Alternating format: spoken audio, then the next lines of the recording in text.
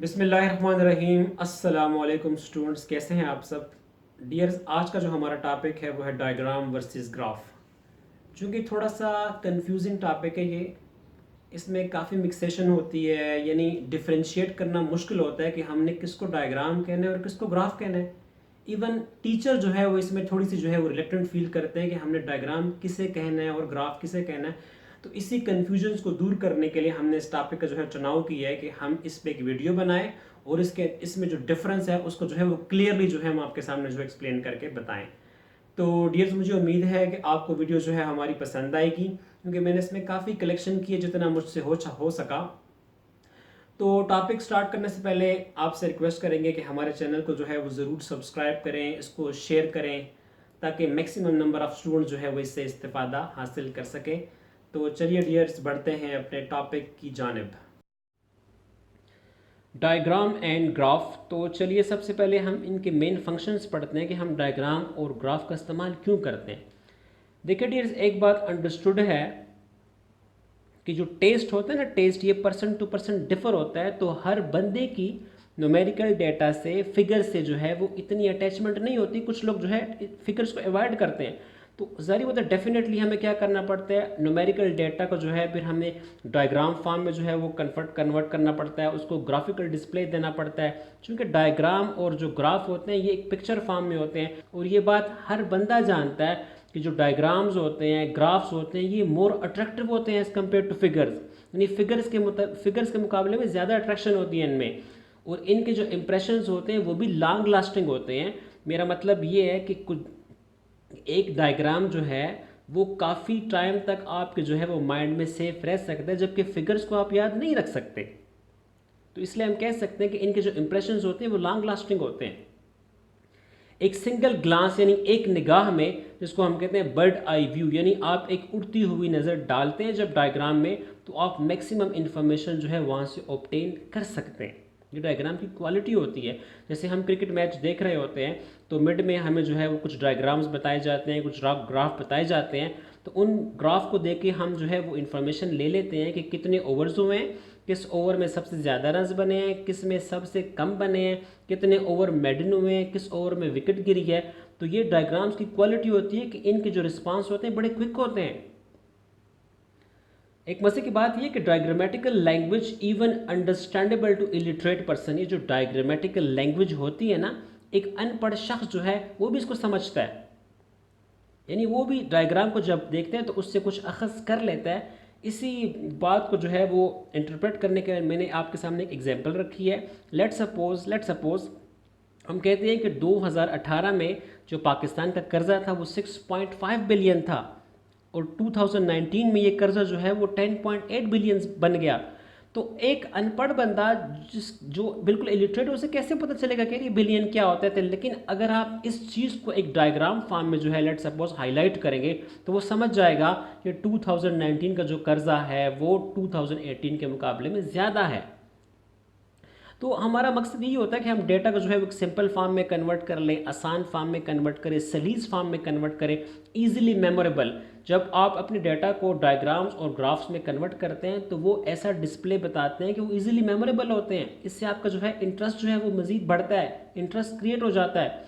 More appealing to eye, diagram जो होते हैं वो मोर अपीलिंग टू आई होते हैं, मतलब ये अट्रैक्शन होती है उनमें। रेडिली इंटेलिजिबल फॉर्म, वो ऐसी फॉर्म में जो है वो आपको बताए जाते हैं कि आप जो है वहाँ से क्विकली जो है वो मैसेज जो है वो अंडरस्टैंड कर सकते हैं। जैसे ये जो टीवी एड्स आते हैं, कमर्शियल्स आते हैं, मैगजीन्स होते हैं, न्यूज़पेपर्स होते हैं, up to so and so forth etcetera. तो ये टीवी एड्स क्या होता है, एक छोटा सा स्पैन ऑफ टाइम होता है, उसमें उन्होंने जो है वो अपना एड्स आपको बताना होता है, और उन्होंने ऐसे डायग्राम्स रखे होते हैं कि वो आपको वो एक झलक में आपको पूरी कहानी सुना देते हैं। चलिए डियर्स, अब डिफरेंस देखते हैं कि what is the main difference between diagrams and graphs. I do hope you will like my style. Diagrams are more popular among general public than statistician, while graph are popular among statisticians. आसान सी बात है कि जो diagrams होते हैं वो general public में ज़्यादा पॉपुलर होते हैं एज़ कम्पेयर टू स्टैटिस्टिशियन, जबकि जो ग्राफ्स होते हैं वो स्टैटिस्टिशियन में ज़्यादा पॉपुलर होते हैं as compared to general public. उनको तो आम बंदा समझ नहीं सकता, जबकि डायग्राम्स को आम बंदा जो है वो इंटरप्रेट कर लेता है। Diagram represents the data through rectangles, bars, symbols, maps, circles, cartoons, cartograms, and etc., while graphs through points, straight lines, and continuous curves.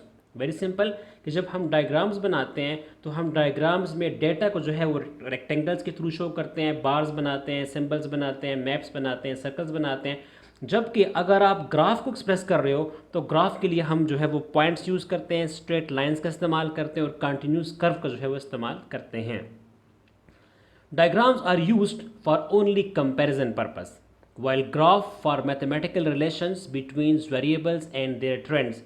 Very simple कि जो डायग्राम होता है उसका जो मेन मकसद होता है, जो उसका मेन ऑब्जेक्टिव होता है, वो जस्ट एक कंपैरिजन होता है। हम एक रफ कंपैरिजन करते हैं इस ग्राफ डायग्राम की बेस पे। जबकि ग्राफ जो होता है उसमें हम देखना चाहते हैं कि वेरिएबल्स के इन बिटवीन कैसा मैथमेटिकल रिलेशनशिप आ रहा है, उनके दरमियान कैसा ट्रेंड आ रहा है। Diagrams are used for geographical, जिसको हम स्पेटियल भी कहते हैं, अक्सर आप बुक्स में आप देखते होंगे, जिसको हम स्पेटियल डिस्ट्रीब्यूशंस भी कहते हैं। Qualitatives and discretes variables but not for continuous. ये बहुत इंपॉर्टेंट पॉइंट है कि डायग्राम्स हम तब बनाते हैं जब आपके पास डेटा जोग्राफिकल होता है, यानी लोकेशन वाइज होता है। मेरी बात समझ आ रही है? जोग्राफिया के पॉइंट ऑफ व्यू से होता है। या क्वालिटेटिव वेरिएबल्स भी आपके पास हो सकते हैं, डिस्क्रीट भी हो सकते हैं, लेकिन डायग्राम्स में कभी भी आपके पास कंटिन्यूस वेरिएबल्स नहीं आएंगे। This is very important point. यानी जोग्राफिकल का मतलब ये है कि जैसे हम लेट सपोज करते हैं कि गवर्नमेंट कॉलेज में कितने एडमिशन हुए हैं, गवर्नमेंट सुपीरियर साइंस कॉलेज में कितने एडमिशन हुए हैं, इस्लामिया कॉलेज में कितने हुए हैं, एडवर्ड्स में कितने हुए हैं। यानी हम एडमिशन देखना चाहते हैं मुख्तलिफ लोकेशन पर जो कॉलेज जो है वो सिचुएटेड है, तो इसके लिए डायग्राम्स जो होते हैं वो बेस्ट जो है वो डिस्प्ले आपको प्रोवाइड करते हैं। While graph are always for discrete and continuous data, जबकि ग्राफ जो होते हैं उसमें most of the times variable जो होते हैं वो कंटिन्यूस होते हैं और डिस्क्रीट भी हो सकते हैं। डायग्राम यूज़ प्लान पेपर्स, यानी आप सिंपल पेपर पे भी जो है डायग्राम बना सकते हैं। कोई ज़रूरत नहीं है कि आप उसके लिए ग्राफ पेपर इस्तेमाल करें, लेकिन जब आप ग्राफ बनाएंगे तो उसके लिए स्पेशली आपको ग्राफ पेपर का इस्तेमाल करना पड़ेगा। Diagrams are not usable for estimations and inference because it shows limited knowledge and approximate information. Definitely बड़ी क्लियर बात है कि डायग्राम्स को जो है उसकी बेस पे हम ना तो एस्टिमेशन कर सकते हैं ना हम इन्फ्रेंस बना सकते हैं, क्योंकि जितना नॉलेज आपको डाटा में दिया होता है बस उसी को हम एक्सप्रेस करते हैं। इसी को हम डायग्राम के नाम से जानते हैं। While graph can be used for estimations and rough prediction, जबकि ग्राफ को बेस बनाकर आप उस पर जो है वो एस्टिमेशन भी कर सकते हैं और एक रफ किस्म की जो है प्रोडिक्शंस भी जो है आप उसके लिए कर सकते हैं। ठीक है। Diagram is not usable for further analysis while graph can be used. यानी डायग्राम जब बन जाता है तो बस उसको हमने कंपैरिजन पर्पस कर लिया, उसके बाद उसका काम ख़त्म, उसको मज़ीद हम उसको एनालाइज नहीं कर सकते। जबकि ग्राफ की बेस पे आप मज़ीद एनालिसिस जो है वो कर सकते हैं।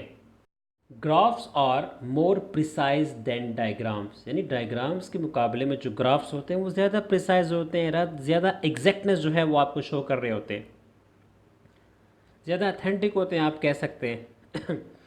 Diagrams are one dimensional and two dimensional. देखें आपके पास जो डायग्राम्स होते हैं वो वन डायमेंशनल डायग्राम भी होते हैं, टू डायमेंशनल भी होते हैं। ये एक बड़ा इंपॉर्टेंट क्वेश्चन है जो काफ़ी कन्फ्यूजिंग क्राइटेरिया जो है वो बना देता है। तो देखिए उन डायग्राम्स को हम वन डायमेंशनल डायग्राम कहते हैं कि जब आपका इंटरेस्ट एट अ टाइम सिर्फ बार्स की हाइट में होता है। किस में होता है? जब हम बार्स बनाते हैं ना, तो अगर आपका इंटरेस्ट जो है वो बार्स की सिर्फ हाइट में है, उसकी विड्थ में आपका कोई इंटरेस्ट नहीं आ रहा, तो इसको हम कहते हैं वो जो डायग्राम है वो वन डायमेंशनल डायग्राम है। जैसा कि सिंपल बार डायग्राम जब हम बनाते हैं तो सिर्फ बार की लेंथ में, बार की हाइट में हमारा इंटरेस्ट होता है, उसकी विड्थ से हमारा कोई सरोकार नहीं होता। इसलिए हम कहते हैं कि सिंपल बार जो है वन डायमेंशनल डायग्राम है। अगर आप एक डायग्राम बना रहे हैं और एट अ टाइम आपका इंटरेस्ट जो है उसकी बार्स की लेंथ में भी है और बार्स की विड्थ में भी आ रहा है, यानी साइमल्टेनियसली आपके लिए उस बार की लेंथ भी इंपॉर्टेंस है और उसकी विड्थ भी, तो फिर उसको हम जो है वो टू डायमेंशनल डायग्राम कहते हैं। जैसे जब हम सब डिवाइडेड बार बनाते हैं ना, तो इसमें हमारे पास बार्स की लेंथ भी जो है वो अहमियत की हामिल होती है और उसकी विड्थ भी जो है हमारे लिए क्या होती है, इंपॉर्टेंस रखती है। And it is an important point that x-axis and y-axis are the part of both diagrams as well as graph. यानी अब जब आप डायग्राम बनाएंगे तब भी आपको एक्स एक्सिस और वाई एक्सिस बनाना पड़ेगा, और जब आप ग्राफ बनाएंगे तो तब तो डेफिनेटली आपको दोनों एक्सिस जो है वो बनाने पड़ेंगे।